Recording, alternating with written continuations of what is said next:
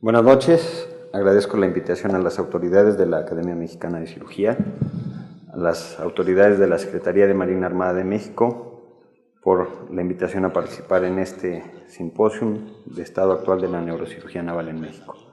El tema que voy a tocar es cirugía de columna guiada por neuronavegación. Si bien el acto neuroquirúrgico se caracteriza por el manejo de una estructura enormemente sensible, como lo es el cerebro y la médula espinal, en donde el neurocirujano tiene que alcanzar estructuras profundas o de gran elocuencia a través de largos y estrechos pasillos, como lo podemos observar aquí.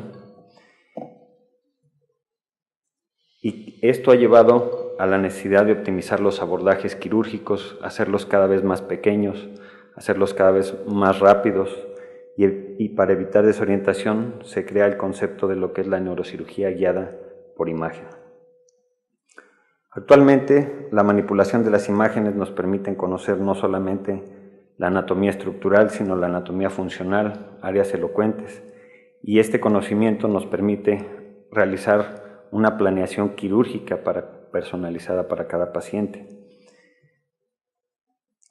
Referente a la columna vertebral, lo que aporta la neuroimagen referente a la columna es la comprensión de una anatomía compleja tridimensional de la misma columna vertebral, la localización de las estructuras neurovasculares que la rodean, así como la localización de las patologías que la afectan.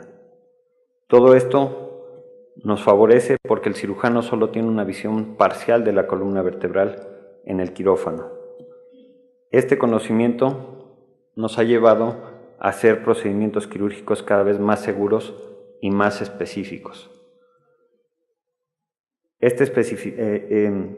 La cirugía de la columna requiere una localización precisa. Esta localización requiere mayor precisión o una precisión más puntual en procedimientos que requieren la colocación de implantes, como lo son los tornillos transpediculares.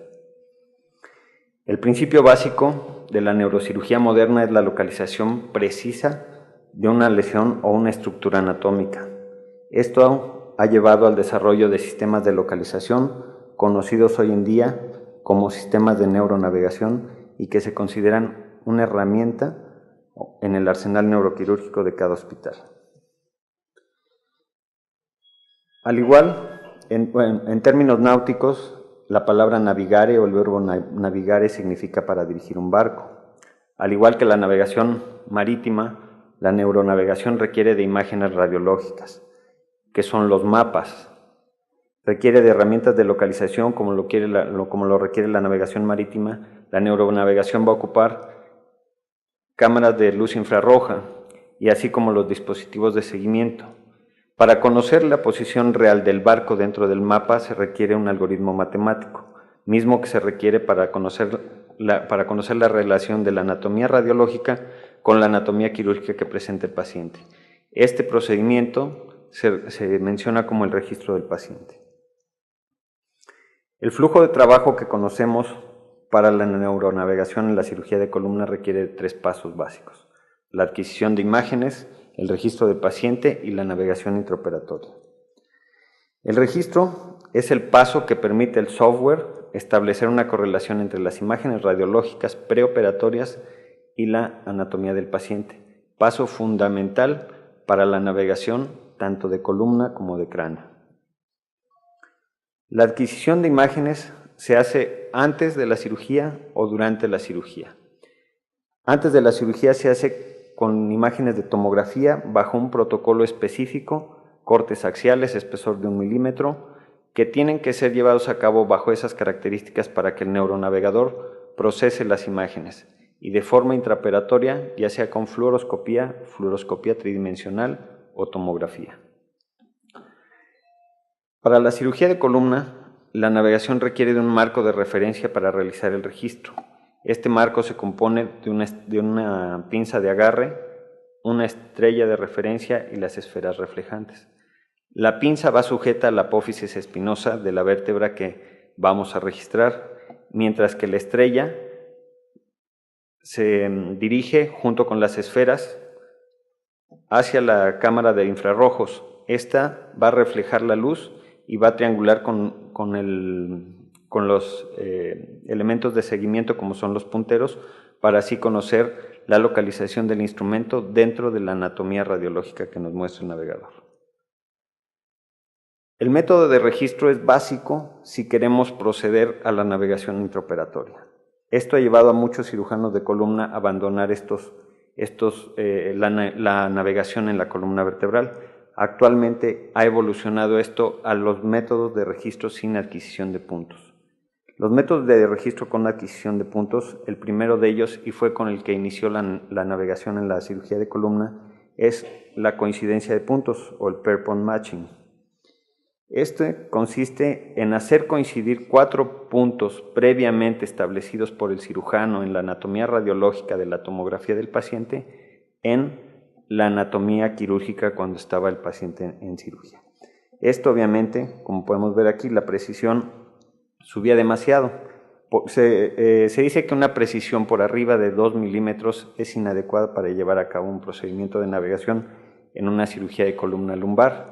Se requiere una precisión mejor precisión para columna cervical, menos de 0.8 milímetros. Posterior a la evolución de los métodos de registro, aún con adquisición de puntos, viene el registro por región o registro de superficie. Este consiste en tocar 20 puntos en la superficie de la vértebra, tocando láminas, apófisis espinosas, articulaciones. Esto, aunque pareciera más tardado, es más rápido y es una forma más precisa de localizar, de registrar la vértebra que queremos hacer coincidir. Aquí podemos ver completos los 20 puntos y nos da una precisión de 0.5 milímetros.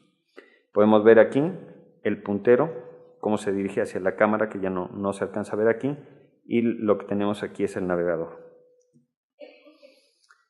Dentro de la evolución de los métodos de registro se encuentra la fluoronavegación o el registro mediante técnica de fluoroscopía. Un registro que no quiere adquisición de puntos, sin embargo, la desventaja de la fluoronavegación es que no brinda una imagen axial dentro de la navegación, paso fundamental en la cirugía de la columna. Para empezar, necesitamos que el fluoroscopio tenga una adaptación con esferas reflejantes que va a permitir que el navegador lo detecte y así procese la imagen. Se toma una imagen en una proyección AP, una proyección lateral. Aquí podemos ver la estrella, está dentro del campo de la toma de la imagen en ambas proyecciones. Y posteriormente se crea una imagen virtual de fluoroscopía. Aquí la vemos. El navegador determina la posición de los instrumentos de la fluoroscopía virtual. Y como les comentaba, la desventaja de este método de registro es que no conocemos o no se ve ninguna imagen axial durante el procedimiento quirúrgico. Sin embargo, es una técnica que no requiere una toma de imagen preoperatoria como puede ser una tomografía. Tras la evolución de estos métodos, aparece la técnica de fusión fluoroscopía con tomografía. Se realiza la tomografía previa del paciente, el navegador hace una segmentación o nosotros manipulamos la segmentación de la vértebra que queremos registrar y tras una toma de imagen en AP y lateral del fluoroscopio, el software va a hacer una integración de la imagen y esto nos va a permitir proceder a conocer una imagen en tiempo real de forma axial, cosa que no podíamos hacer con la fluoroscopía normal. Aquí podemos ver, tenemos la imagen en lateral de la fluoroscopía y de la tomografía, y muy importante, la imagen axial. A partir de este método podemos empezar a hacer procedimientos de mínima invasión ya con un control axial en la colocación de los tornillos pediculares, así como procedimientos vía anterior o posterolaterales. Al final del camino, y donde está parada la navegación en columna en este momento, es con la fluoroscopía tridimensional o la fluoroscopía 3D. Es a través de un fluoroscopio isocéntrico, que es una adquisición de imagen intraoperatoria. Aquí vemos el fluoroscopio y esta es otra técnica que es un OR. Van a dar imágenes axiales intraoperatorias. Esta es la parte más importante de la cirugía de la columna en la colocación de los tornillos pediculares. Ventajas es que al final de colocar los tornillos podemos volver a hacer una toma y asegurarnos que en ese momento nuestros tornillos están dentro o fuera del pedículo y si tenemos que hacer algún retiro y colocación de alguno de los implantes. Una vez que ya tenemos el registro, que estamos de acuerdo con ese registro, procedemos a la navegación intraoperatoria. El primer paso es hacer la localización. Esta localización consiste en identificar estructuras anatómicas dentro de intraoperatorias reconocidas por el cirujano y correlacionarlas con la anatomía que nos está mostrando el navegador dependiendo de las diferentes formas: tomografía, fluoroscopía, fluorotomografía o fluoroscopía tridimensional. El segundo paso de la navegación intraoperatoria consiste en podemos elegir aquí la longitud del tornillo, el diámetro del tornillo, la angulación que tiene el tornillo. Recordemos que por este es el conducto raquídeo y por aquí pasan las raíces nerviosas en la columna lumbar, en la columna torácica, la médula espinal y más arriba también. Estas imágenes son cortes coronales que va haciendo el navegador cada 5 milímetros de los pedículos y nos va diciendo si el tornillo está dentro o fuera del pedículo. Una vez que estamos de acuerdo con la planeación, se procede a la colocación del tornillo. Aquí, en esta fase, podemos observar que el tornillo que nosotros planeamos, el mismo navegador nos pregunta si estamos de acuerdo con el tornillo planeado. El tornillo planeado se queda en rojo y en ese momento procedemos a hacer la introducción del implante. La introducción se lleva a cabo bajo